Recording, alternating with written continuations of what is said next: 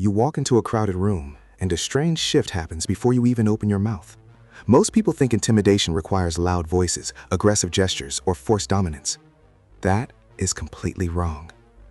The real kind of presence is quiet, steady, and it leaves people scrambling to fill the gaps you leave behind. If you have ever gone home wondering why an interaction felt so strangely tense, even though you did nothing wrong, you are not alone. The truth is, your calm isn't a defect, it is a mirror.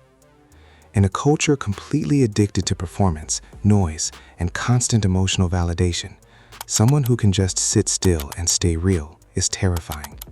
You don't have to threaten anyone to make them feel uncomfortable. Your absolute comfort with who you are is more than enough to destabilize a room.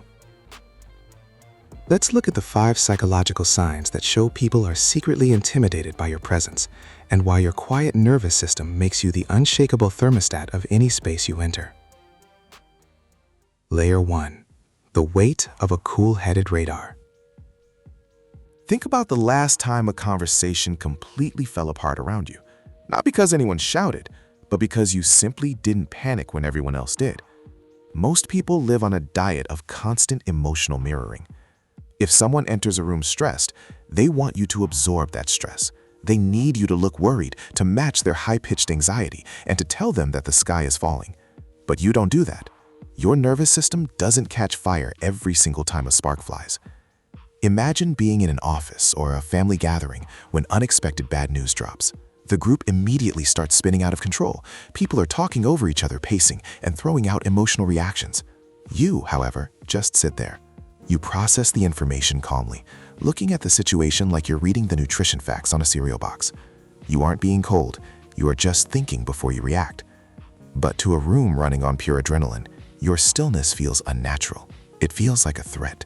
Because humans use emotional contagion to feel safe, your refusal to absorb their chaos makes them feel completely exposed. They look at your calm face and their brain panics because they can't read your emotional state. They assume your self-control is actually judgment or contempt. It's like being a calm lighthouse during a massive storm, but instead of navigating by your light, the ships get angry at you for not tossing and turning in the waves with them.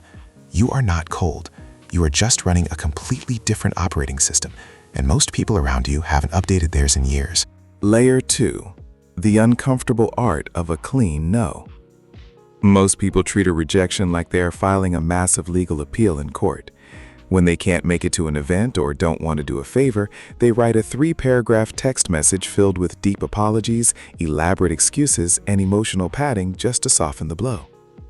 They say things like, "I would absolutely love to come, but my cousin's dog is sick and I have this thing at work. I am so incredibly sorry." They do this because they are terrified of the social friction that comes with turning someone down. They need the other person to know they are still a good, safe person. You don't play that game. When you can't or don't want to do something, you just say, "No, I can't make it this time, but thanks for thinking of me." Or even simpler, "No, I'm not available." No guilt trip, no apology spiral, no historical fiction about why your schedule is full. Just a clean, polite, transparent boundary. To the average person who has spent their entire life hedging, softening, and lying through their teeth just to keep everyone happy, your clarity sounds like a thunderclap. It completely destabilizes them. They don't know how to handle a person who doesn't use emotional manipulation to protect their own ego. They interpret your lack of an excuse as arrogance or hostility, when in reality it's just honesty. By refusing to attach a paragraph of fake apologies to your boundaries, you accidentally build a massive filter around your life. The people who want to collect favors, the energy vampires, and the passive-aggressive manipulators don't avoid you because you are mean. They avoid you because a clean, unapologetic no is the one weapon they can't argue with. They can't guilt someone who isn't performing guilt. You remain the master of your own time, while they are left staring at a boundary they don't know how to cross. Layer 3. The mirror of evaluative presence. Have you ever noticed that people tend to over-explain themselves around you, even when you didn't ask a single question? You can ask someone a basic, innocent question like, "Why did you choose that design?" Or, "How did that meeting go?" And instead of a simple answer, you get a 5-minute defense speech. They start breaking down their entire process, justifying their choices, and looking at you mid-sentence as if they are checking to see if you approve of their life choices. You weren't judging them. You didn't enter the conversation with a clipboard and a grading rubric. You were just genuinely curious. But something about your presence, the way you listen completely without constantly nodding your head just to be polite, the way you sit with information before rushing to reply, makes them feel like they are standing under a microscope. Psychologists call this an evaluative presence. Because you are actually present and observing rather than performing conversation, their brain interprets your focused attention as intense scrutiny. When you don't offer cheap, fast validation to make them feel comfortable, they project their own internal self-doubt onto your silence. They look at your quiet face and think, they think I'm stupid, they think I made a mistake. You didn't say a single critical word. You didn't even hint at a critique. You just handed them a mirror by being fully still, and when people look into a mirror they aren't prepared for, they flinch. They look away, laugh nervously, or tell someone else later that you are kind of intense or hard to read. What they actually mean is that your quiet awareness stripped away their social mask, and nothing terrifies a performer more than an audience that refuses to clap along with the script. Layer 4. The unbroken gaze of real presence. Let's talk about eye contact. In a normal, superficial social setting, eye contact is a fast, jittery dance. People look at each other for a second, then scan the room, look down at their phone, check their watch, and look back. It's a rhythmic social code designed to say, I am friendly, but I won't look too deep. It keeps things safe and on the surface. You don't do that. When you are talking to someone, you actually look at them. You hold their gaze, not as an aggressive power move, not to dominate them or play a game of chicken, but simply because you are there, in that moment, listening. But a real, sustained eye contact does something strange to the human brain. Neuroscientists have found that holding someone's gaze activates the exact regions of the brain involved in self-reflection. When you look at someone steadily, you are literally forcing their brain to look at itself. And for a lot of people, that is an incredibly uncomfortable place to look. They feel an immediate surge of vulnerability. It feels like you are seeing right through their clothes, their titles, and their social status, straight into the insecurities they spent all morning trying to hide. So what do? They flinch. They break eye contact first, their posture shifts, and they assume you are staring them down. You weren't trying to look tough or powerful. You were just being human in a room full of people who are used to hiding behind distraction. But because true presence has become so incredibly rare in our world, your steady eyes feel like an exposure mechanism. You didn't stare them down, you just forgot to look away, and that alone was enough to make them feel completely naked. Layer 5. The chaos of indifference. The deepest sign that people are secretly intimidated by you is something you don't even possess.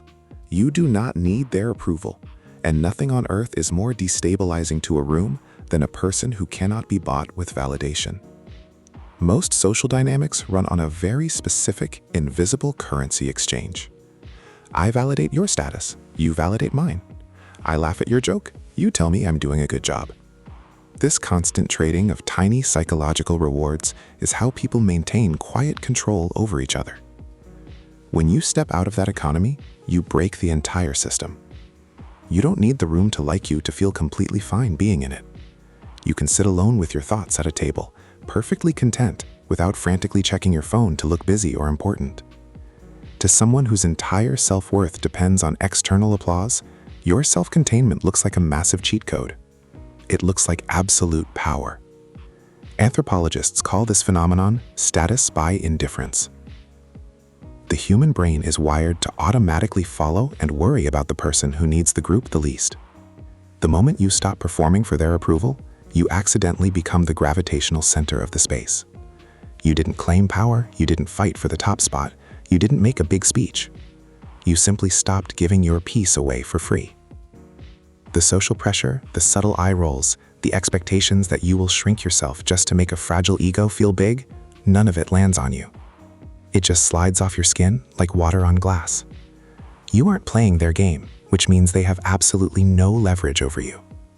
And nothing terrifies a room full of players more than someone who is perfectly happy sitting on the sidelines, watching the game, without needing a single person to score a point for them. Here is the physical reality of what happens when you live this way. Picture a heavy, solid wooden door in an old house. When a massive gust of wind hits that door, the wind expects resistance. It expects a fight. It expects the door to rattle and shake on its hinges. But if the door is completely solid, anchored deeply into stone walls, it doesn't move a millimeter. The wind just hits it, breaks apart, and dissipates into nothing. That door is your presence. The people who call you intimidating, the ones who act weird around you, the colleagues who over-explain their choices the second you walk in, they aren't responding to a flaw in your character. They are hitting a solid wall of authenticity and breaking apart because they don't know how to bend you. Being called intense, cold, or intimidating isn't a compliment, and it isn't an insult. It is simply the exact word people use when they encounter a human being they cannot control, cannot predict, and cannot break. You are not broken. You are not too much. You are not difficult to love or hard to connect with. You simply stopped pretending to be small just to make people who refuse to grow feel comfortable. The next time the room goes quiet or someone shifts uncomfortably under your steady gaze, don't shrink. Don't apologize for the space you take up.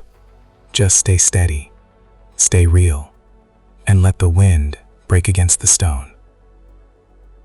The right people, the ones who value depth over performance, will see that solid wall and decide to build a real connection next to it. Stay unshakable.